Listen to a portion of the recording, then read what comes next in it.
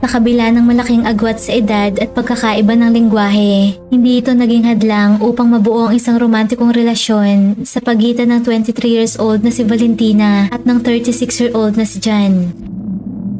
Makalipas lamang ilang buwan mula ng unang magkita, hindi na pinakawalan pa ni John ang sikat at successful DJ sa Colombia na si Valentina. Nilisan nito ang Texas upang mapalapit sa fiancé at saka ito inalok ng kasal. Subalit ang masaklap, bago pa man humarap sa altar, natagpuan ng bangkay ni Valentina sa isang luggage na itinapon sa basurahan. Kaya't kunin ang inyong mainit na kape at simulan na natin ang kwentong krimen ng The Valentina Tres Palacios Murder Case.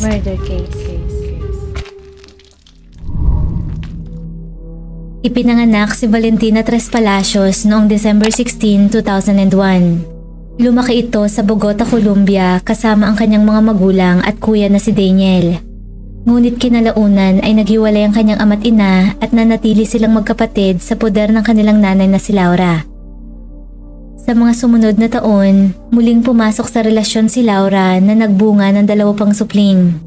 Bilang single mom, nagsumikap ito na buhayin ang kanyang 4 na anak. Pinagsabay nito iba't ibang trabaho. Malaki ang naging impluwensya ng kasipagan at dedikasyon ni Laura sa panganay nitong sina Daniel at Valentina. Naging inspirasyon ng mga ito ang kanilang nanay upang maging responsable at ambisyoso sa buhay. Nangarap ang mga itong tulungan si Laura na bumili ng sarili nilang bahay. Nang maging teenager, nahilig si Valentina sa music at clubbing. 15 years old ito nang unang pumasok sa club. At nang mag-17 years old, nagbukas rito ang mundo ng pagdi-DJ nang makilala nito si Pablo Silva. Bilang isang local entrepreneur, nakita ni Pablo kay Valentina ang malaking potensyal nito. Inalok niya itong subukan ng pagiging DJ. Tinanggap nito ang alok ni Pablo at sineryoso nito ang pag-aaral upang maging DJ. Kaya naman noong 2019, nakumpleto nito ang kanyang course at naging isang certified DJ. Hanggang sa tuluyan na nitong ma-master ang art of DJing. Sobrang na-impress nito si Pablo sa kanyang talento at dedikasyon at kinalaunan ay naging manager niya ito. Dahil sa mga koneksyon ni Pablo sa entertainment industry, natulungan nito si Valentina mula sa first professional bookings nito hanggang sa makapag-perform na ito sa iba't ibang club sa Bogota. Ngunit bukod sa pagiging business partners, hindi nagtagal ay naging magkarelasyon sina Valentina at Pablo. Subalit makalipas ang 3 taon, naghiwalay rin ang dalawa. Gayunpaman, walang nagbago sa kanilang pagkakaibigan at nanatili pa rin si Pablo bilang manager nito. Makalipas ang ilang taon, unti-unting namayagpag ang career ni Valentina. Dahil sa angkin nitong karisma at natural talent, naging isa ito sa mga top DJ sa mga pinakapopular na club sa Colombia. Hanggang sa makuha na rin ito ang atensyon ng international organizers sa iba pang kalapit na bansa gaya ng Chile, Mexico at Brazil. Bukod sa pagiging DJ, pinasok rin ni Valentina ang pagmamodel kung saan mas maraming opportunities ang nagbukas para rito. Hindi lamang mas dumami ang kanyang fans, kundi mas lumaki rin ang kita nito. Sa kabila ng tinatamasang tagumpay, hindi nakakalimutan ni Valentina ang kanyang pangarap para sa pamilya. Tinupad nito ang kanyang pangako ng magandang buhay para sa kanyang ina at mga kapatid. Parati niyang dinadala ang mga ito sa restaurant, movie dates at vacations. Madalas niya rin sorpresahin ang mga ito ng mga damit at regalo. Kaya naman labis ang pasasalamat ng mga ito kay Valentina dahil kailanman ay hindi niya ang mga ito pinabayaan. Nang mga panahong yon, halos wala nang mahihiling pa si Valentina pagdating sa kanyang career at pamilya. Hanggang sa noong taong 2022, nakilala nito sa isang dating app na Tinder ang 34 years old na si John Pulos.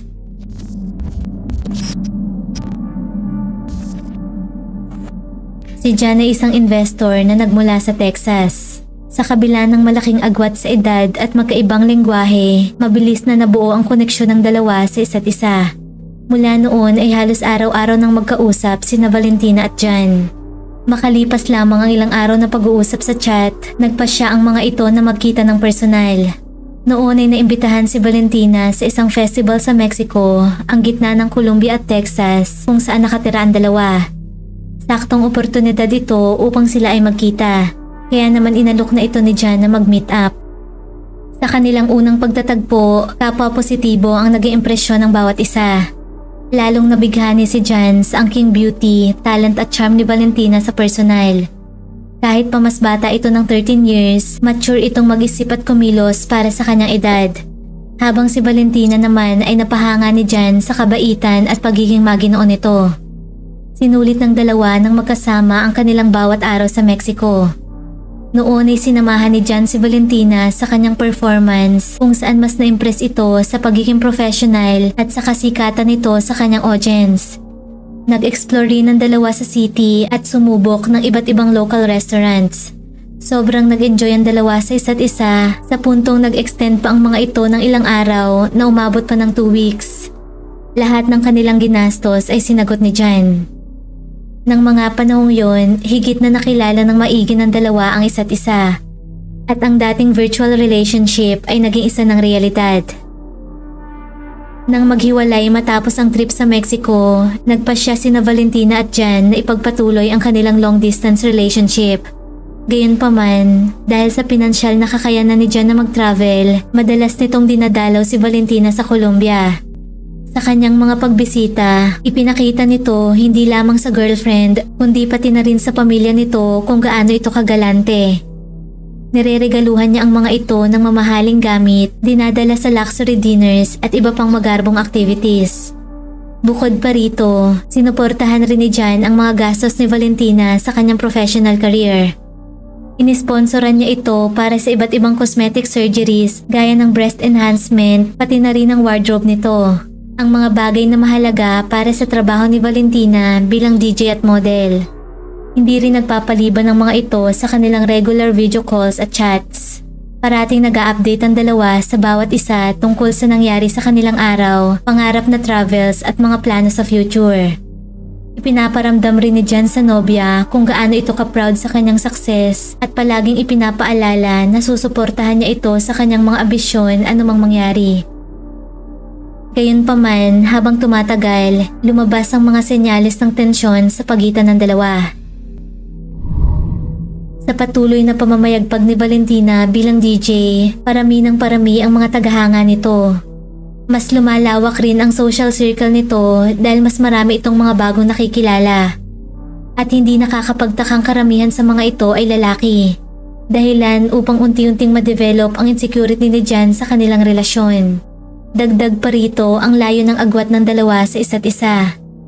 Pakiramdam ni Jan, anumang oras ay maaari siyang palitan ni Valentina. Batid nito na bata pa si Valentina at maganda, kaya naman ganoon na lamang ang pag-aalala nito. Unti-unti ay nagsimula itong mangamba kung tatagal pa ba ang kanilang relasyon. Sa paglipas ng mga buwan, naging possessive si Jan kay Valentina. Nagdedemand na ito ng video call sa tuwing may pupuntahan itong event. At kapag makikita nitong may ibang lalaki sa paligid ng nobya ay nagagalit ito. Kahit pa nga parte naman ito ng trabaho ni Valentina na sa una pa lamang ay tinanggap na ni Jan. Para naman sa pamilya ni Valentina, bunga lamang ang pagsiselos ni Jan ng kanyang takot na mawala si Valentina sa kanya dahil mahal na mahal niya ito. Tinawag pa nila itong protective. Ngunit ang lingid sa kaalaman ng mga ito, ang taong ito ay hindi ang totoong Jan. Lumalabas na si Jan Pulos ay pamilyado na. Ang alam noon ni Valentina ay single man ang kanyang boyfriend. Subalit ang katotohanan, mayroon na itong 3 anak at kaka-divorce pa lamang sa kanyang dating asawa na si Ashley Pulos. January 2022 na maghiwalay ang dalawa, ilang buwan bago nito makilala si Valentina. At naging masalimuot ang hiwalayang ito. Taong 2018 nang madiagnose ng cancer ang isa sa mga anak ni na Ashley at Jan. Labis na nakaapekto sa mag-asawa ang stress na bunga ng sakit ng anak, pati na rin ang pag-aalaga sa mga ito. Ayon kay Ashley, mula noon, unti-unti na umanong naging agresibo si Jan hanggang sa ubusuhin na siya nito. Kaya naman kinalaunan ay nagpasya na itong i-divorce ang mister. Subalit bago ma-finalize ang hiwalayan, inilipat lahat ni Jan ang kanilang ari-ari ang mag-asawa sa isang offshore trust. Wala ni isang kusing na naiwan sa kanyang pamilya. Tumanggi rin itong suportahan ng pinansyal ang kanyang mga anak. Lahat ng mga bagay na ito tungkol sa past ni Jan ay hindi alam ni Valentina. Ang nakikita lamang nito ay ang imahe ni Jan na nais nitong ipakita. Isang lalaking successful at mapagbigay na handang gawin ng lahat para sa kanya. Sa paglipas ng mga buwan, unti-unting nasasakal si Valentina sa labis na paghihigpit ni Jan. Salungat ito sa buhay ni Valentina na isang independent and free na babae. Sa labis na obsession ni Jan kay Valentina, nag-hire ito ng isang private detective upang manmanan ang bawat kilos ng girlfriend. Nagmistulan itong stalker na nag-aabang kay Valentina na magtaksil. Nang malaman ito ni Valentina, labis ang pagkadismaya nito kay Jan. Inakusahan siya nitong nanlalalaki. Mariin niya itong itinanggi at mula noon ay nawala na ito ng tiwala kay Jan dahil sa mga walang saysay nitong akusasyon.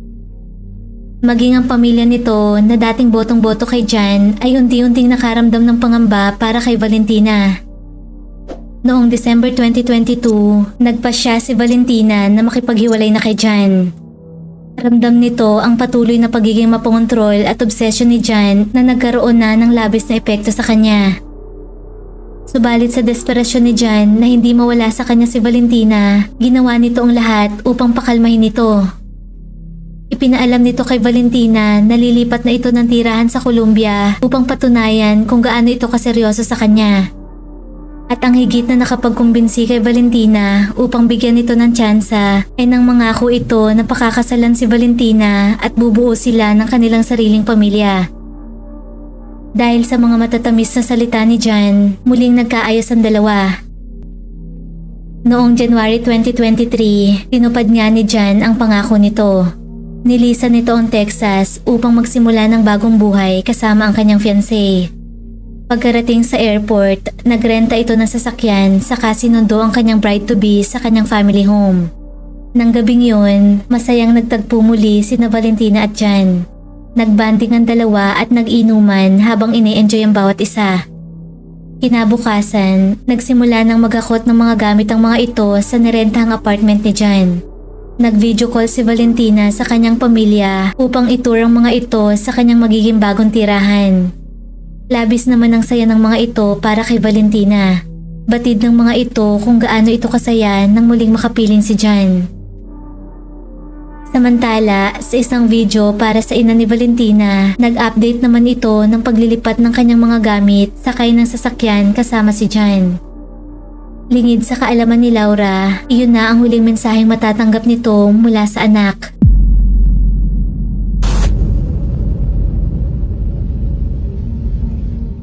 January 23, 2023, bandang 7:45 PM, isang tawag ang natanggap ni Laura mula sa manager ni Valentina na si Pablo Silva. Inihatid nito ang isang malagim na balita. Natagpuan ng araw na yon ang bangkay ni Valentina. Habang nangangalakal, isang homeless man ang nakakita ng malaking asul na suitcase sa basurahan malapit sa El Dorado International Airport. Nang subukang buhatin, sobrang bigat nito. Kaya naman noon ay nagkaroon agad ng suspisyon ng lalaki. Selyado ang bagahe ng makapal na layer ng tape. Nang buksan, naglalaman ito ng isang puting garbage bag na may mga bakas ng dugo. Sa takot, agad na tumawag sa pulis ang lalaki. Pagkarating ng mga officers, nakumpirma ng mga ito na tao ang laman ng suitcase. Hindi nahirapang tukuyin ng mga ito ang identity ng biktima. Kinilala itong si Valentina Tres Palacios. Natagpuan rin sa basurahan kasama ng katawan nito ang isang itim na box na naglalaman ng kanyang mga ID. Mula sa autopsy, lumalabas na namatay si Valentina mula sa blunt force trauma at pananakil. May mga marka at pasa ang leeg nito pati na rin ang kanyang muka at braso. Kahit ang bibig nito ay kinakitaan rin ng mga tama. Nagpapakita kung gaano kabrutal ang sinapit nito sa kamay ng kanyang killer. Nakasuot ito ng nightgown kaya naman pinaniniwala ang inatake ito habang natutulog o bago matulog. Samantala, natagpuan rin sa box ang cellphone ni Valentina. Nang suriin ang phone, nakita ng mga ito ang sunod-sunod na missed call na nagmula sa manager ni Valentina si Pablo. Nang kontakin nila ito upang imbestigahan, sinabi nitong 24 hours nitong hindi nakausap si Valentina na wala umano sa karakter nito. Base sa mga impormasyong ibinigay nito, agad na naklear si Pablo bilang suspect.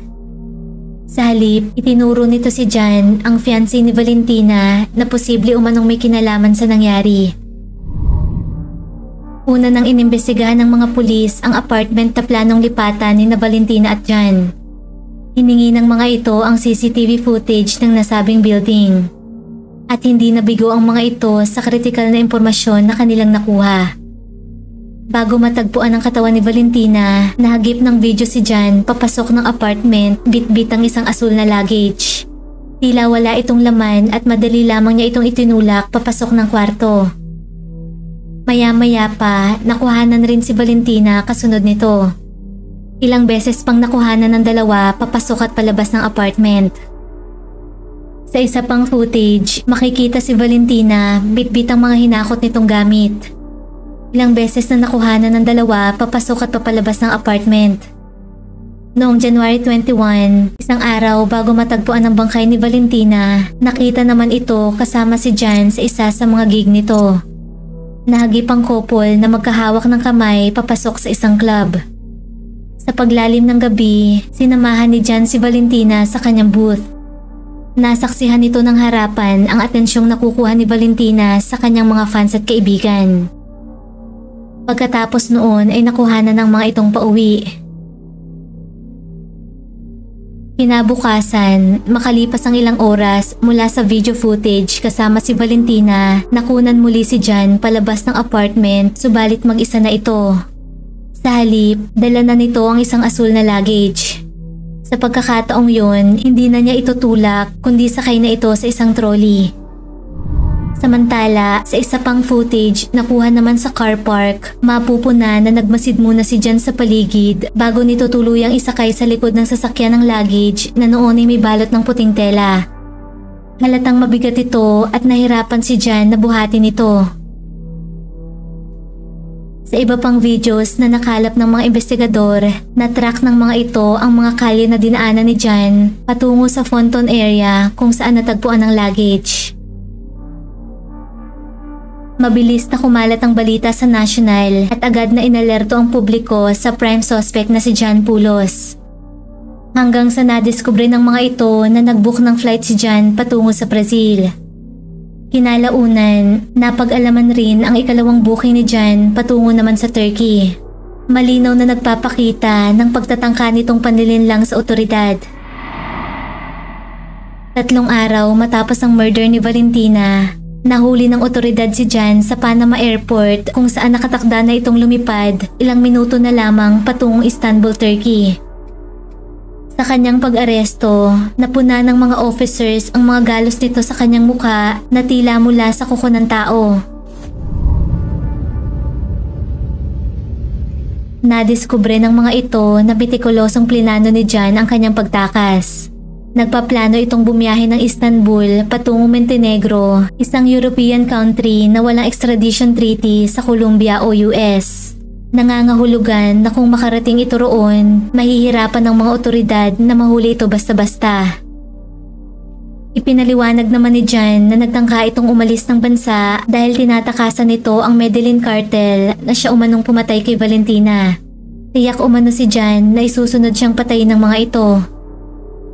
Sa kabila ng kanyang eksplanasyon, hindi ito pinaniwalaan ng mga otoridad. Isang araw lamang matapos maaresto, agad itong ibinalik sa Colombia upang humarap sa trial.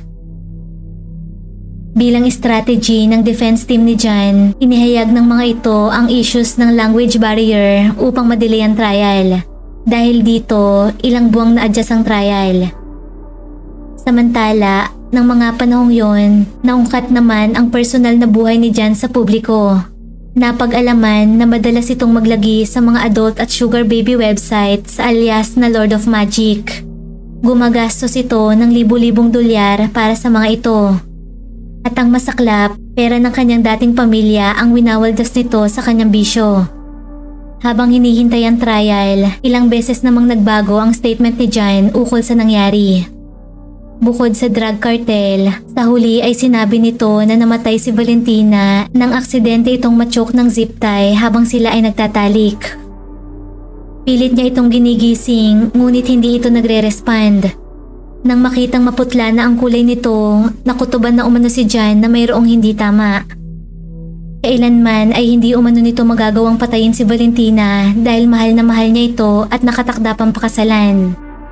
Lango umano ang dalawa sa alak at nakadroga nang mangyari ito. Hindi na umano makontrol ng mga itong sitwasyon na humantong sa isang masaklap na trahedya. Dagdag pa ni John, bago nito makilala si Valentina, hindi pa ito kailanman nakagamit ng droga. Dahil sa kombinasyon nito at ng alak, hindi na umano maalala ni John ang buong pangyayari. Bagamat inamin nito na inilagay niya ang katawan ni Valentina sa luggage at itinapon sa basurahan dahil sa panic. Bagay na labis na umano nitong pinagsisisihan.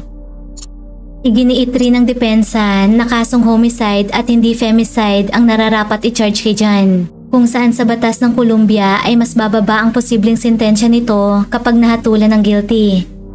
Gayunpaman, noon lamang June 5, 2024, nahatulan ng Colombian Court si John Pulos ng guilty of aggravated femicide at evidence concealment sa murder ni Valentina. Selos at obsession ang tinitingnang motibo nito sa krimen. Nasintensya nito ng 42 years and 8 months na pagkakakulong. Sa kasalukuyan, nagpaplanong umapila ang legal team ni John upang patunayan na inosente ito. Una nang sinabi ng mga ito na hindi nabigyan ng isang patas na paglilitis si John. Hawak na rin umano ng mga ito ang matibay na ebidensya na magpapatunay na hindi intensyonal ang pagkamatay ni Valentina.